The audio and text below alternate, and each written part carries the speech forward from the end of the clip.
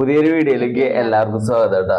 അപ്പോ നമ്മള് ഇപ്പൊ കുറച്ച് കാലങ്ങളായിട്ട് നമുക്ക് ഒരുപാട് വിഷമം തോന്നിക്കുന്ന കുറെ ന്യൂസുകൾ ഡെയിലി വന്നു പോകും. അപ്പോ അതേ കുറിച്ചിട്ട് കേട്ടോ ഞങ്ങള് ഒരു മാതാപിതാക്കള് എന്നുള്ള നിലയിൽ സംസാരിക്കാൻ വേണ്ടിയിട്ടാണ് ഞങ്ങൾ ഈ ഒരു വീഡിയോ ചെയ്യുന്നത് കേട്ടോ. അപ്പൊ നമ്മുടെ ചാനൽ ആദ്യമായിട്ട് കാണുന്നവരാണെങ്കിൽ ഒന്ന് സബ്സ്ക്രൈബ് ചെയ്ത് സപ്പോർട്ട് ചെയ്തോളൂ. ഈ വീഡിയോ ഇഷ്ടപ്പെട്ടാൽ ലൈക്ക് ചെയ്യാനും നിങ്ങളുടെ അഭിപ്രായങ്ങൾ എന്തെങ്കിലുമൊക്കെ ഉണ്ടെങ്കിൽ കമന്റ് ബോക്സിൽ കമന്റ് ചെയ്യാനും മറക്കല്ല കേട്ടോ.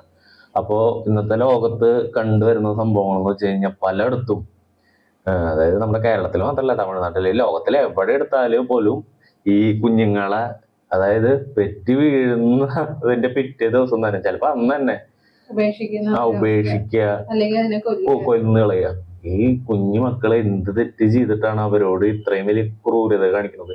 ഇപ്പൊ ഈ അടുത്ത ദിവസം കഴിഞ്ഞ 2 ദിവസം മുന്നേ ഒരു എന്താ പറയണേ, ഒരു തമിഴ്നാട്ടിലെ ഒരു പെൺകുട്ടി അത് സ്വന്തം കുഞ്ഞിനെ കൊന്നിട്ടുണ്ട്. അപ്പോ അത് നിങ്ങൾക്ക് അറിയായിരിക്കും, നിങ്ങൾ അറിഞ്ഞിട്ടുണ്ടാവും ന്യൂസിലൊക്കെ. അപ്പൊ പെൺകുട്ടി എന്നിട്ട് സ്വവർഗ താല്പര്യമായിരുന്നു. അപ്പൊ അങ്ങനെ വേറൊരു പെണ്ണായിട്ടുള്ള ഒരു കണക്ഷൻ ഉണ്ടായിരുന്നു ആ പെണ്ണിന്. കുഞ്ഞിനെ കൊന്നതിന്റെ റീസൺ ആയിട്ട് പറയുന്നത് ഭർത്താവ് ആ പെൺകുട്ടീനെ ശ്രദ്ധിക്കണില്ല. അങ്ങനെയൊക്കെ ആയിരിക്കും. ഇപ്പൊ കുഞ്ഞുങ്ങളൊക്കെ ജനിക്കുമ്പോ കുഞ്ഞുങ്ങളവിടെ കുറച്ച് സ്നേഹം കൂടുതൽ പോവും. അത് അവരോടുള്ള ഒരു വാത്സല്യം അതങ്ങനെയാണല്ലോ. ഇപ്പൊ ഞാനാണെങ്കിൽ ഇപ്പൊ സൗമ്യനേക്കാളും കൂടുതൽ ഉണ്ണികളെ കാര്യങ്ങളെല്ലാം ശ്രദ്ധിക്കും. സൗമ്യനെ ശ്രദ്ധിക്കില്ല എന്ന് ഉള്ള അർത്ഥമില്ല അതില്. പക്ഷെ നമ്മുടെ ഉണ്ണികളോട് നമ്മൾ കുറച്ചും കൂടി കൂടുതൽ വാത്സല്യമൊക്കെ കാണിക്കും. അതിന് നമ്മളങ്ങനെ പരാതി പറഞ്ഞിട്ടോ അല്ലെങ്കിൽ അതങ്ങനെ പരിഭവം വെച്ചിട്ടൊന്നും കാര്യമില്ല. അല്ലെങ്കിൽ ഭർത്താവായിട്ടുള്ള ഒരു പിണക്കത്തിന്റെ പേരില് അങ്ങനെയൊന്നും ചെയ്യരുത്. കാരണം ആ കൊച്ചിനെ ചെയ്തതെന്ന് വെച്ച് കഴിഞ്ഞാൽ ഈ ഭർത്താവ് ആയിട്ടുള്ള അല്ലാത്തത് കാരണം ആ കുഞ്ഞിനെ കൊന്നിട്ട് കുഴിച്ചു മൂടി. ആ ഭർത്താവ് അത് കുഴിച്ചു മൂടിയിട്ട് ഒരു 2-3 ദിവസം കഴിഞ്ഞപ്പോ, അപ്പൊ കുഴിച്ചു മൂടുന്നത് മരിക്കണതിന് ഒരു കാരണം വേണമല്ലോ. അപ്പൊ മരിച്ചതിന് കാരണം ആ പെൺകുട്ടി പറഞ്ഞത് എന്നിട്ടാ മുലപ്പാല് തൊണ്ടയിൽ കുടുങ്ങി ശ്വാസം മുട്ടിയിട്ട് മരിച്ചെന്നൊക്കെയാണ് പറഞ്ഞ് വരുത്തിയത്. അങ്ങനെയാണ് എല്ലാവരും വിശ്വസിപ്പിച്ചിട്ട് കുഞ്ഞിനെ കുഴിച്ചു മൂടി ചെയ്തു. അത് കഴിഞ്ഞ് 2 ദിവസം കഴിഞ്ഞപ്പോ ഈ പെൺകുട്ടിയുടെ ഭർത്താവിന് ഒരു സംശയം തോന്നിയിട്ട് ഭർത്താവ് പോയിട്ട് പോലീസില് കംപ്ലൈന്റ് കൊടുത്തിട്ട് ഇത് അങ്ങനെയാണെന്ന് തോന്നണില്ല എന്ന് പറഞ്ഞിട്ടാണ് പിന്നെ കുഴി തോണ്ടി പരിശോധിച്ചപ്പോഴാണ് കൊന്നതെന്ന് മനസ്സിലായത്.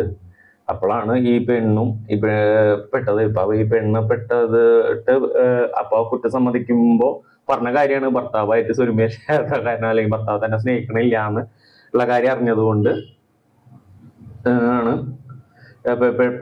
അറിഞ്ഞുകൊണ്ടല്ല, ആ പെണ്ണ് അങ്ങനെ മനസ്സിലാക്കി വെച്ചതുകൊണ്ട് ആ ഒരു കുഞ്ഞിനെ കൊന്നത്. പലയിടത്തും ഇപ്പൊ ഒരു കാര്യമുണ്ട്. എന്നിട്ട് ജനിച്ച കുഞ്ഞിനെ ഓടയിൽ ഉപേക്ഷിക്കുക. കഴിഞ്ഞിട്ടും ഇതിലെല്ലാം വാർത്ത ഉണ്ടായിരുന്നു. ഒരു വാർത്ത ഇതേപോലെ ഉണ്ടായിരുന്നു. ഓടയിൽ നിന്നൊരു കുഞ്ഞിനെ ഉപേക്ഷിക്കപ്പെടുന്നില്ല. അത് പ്രസവിച്ച് പൊക്കിൾക്കൊടി പോലും പോയിട്ടില്ല.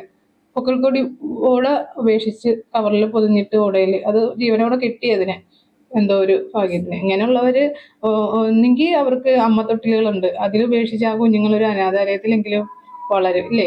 അല്ലെങ്കിൽ പിന്നെ അവർക്ക് ഇങ്ങനത്തെ ഒരു കുഞ്ഞ് ഉണ്ടാവാനുള്ള ഒരു ഇത് എന്താ പറയാ, കുഞ്ഞുങ്ങൾ ഉണ്ടാവാതിരിക്കാനുള്ള കാര്യങ്ങൾ എന്താ വെച്ച് കഴിഞ്ഞാൽ അത് ചെയ്യുക.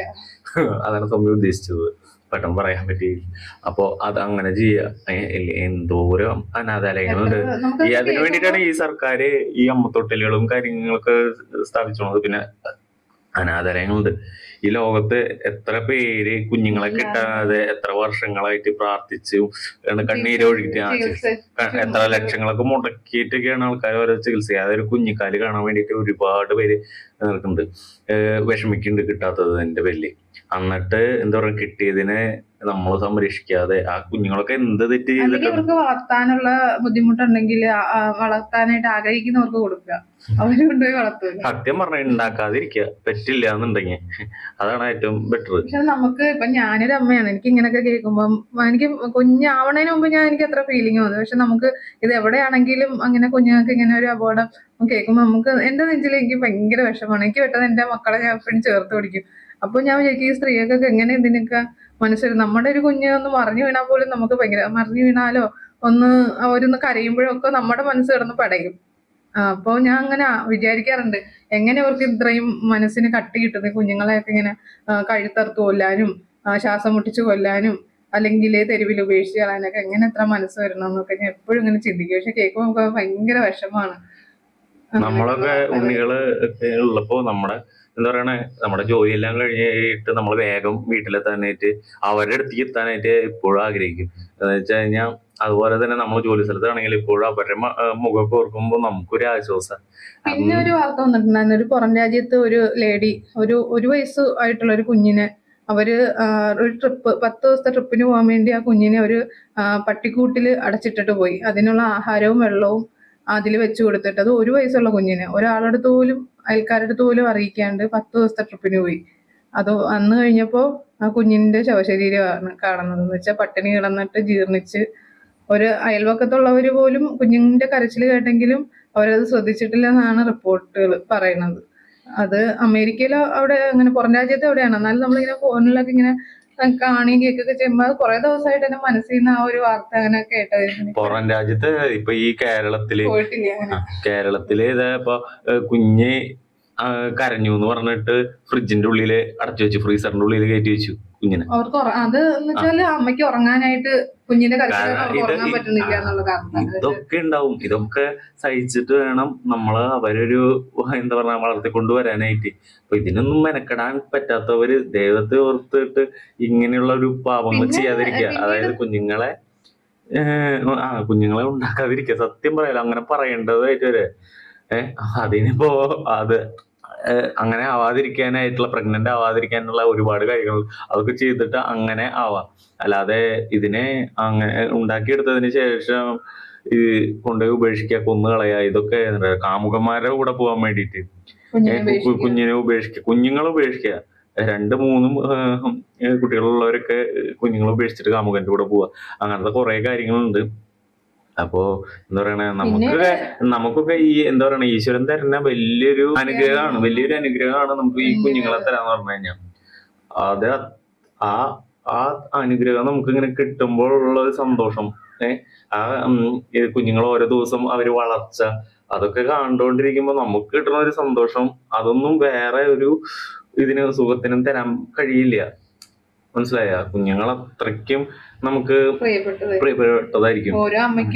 അതെ, നമുക്ക് ഓരോ ദിവസവും ഓരോ വാർത്തകൾ കേൾക്കുമ്പോ നമ്മുടെ മനസ്സ്, സത്യം പറഞ്ഞാൽ നമ്മുടെ മനസ്സില് അത്രയും വിഷമങ്ങൾ വരുന്നുണ്ട്.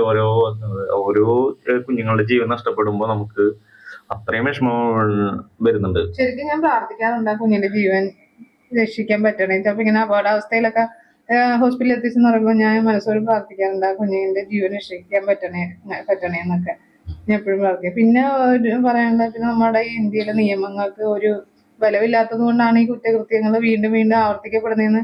ഈ കുറ്റകൃത്യം എന്നല്ല, പൊതുവെ എല്ലാ കുറ്റകൃത്യങ്ങളും അതുകൊണ്ടായിരിക്കും. ഞാൻ നല്ല ചോദിക്കുകയും ചെയ്തു, ഈ നിയമവ്യവസ്ഥ മാറ്റാനായിട്ട് നമുക്ക് എന്താ ചെയ്യാൻ? നമുക്കൊന്നും ചെയ്യാനില്ല, കാരണം ഇവിടെ ഇങ്ങനെയാണ്.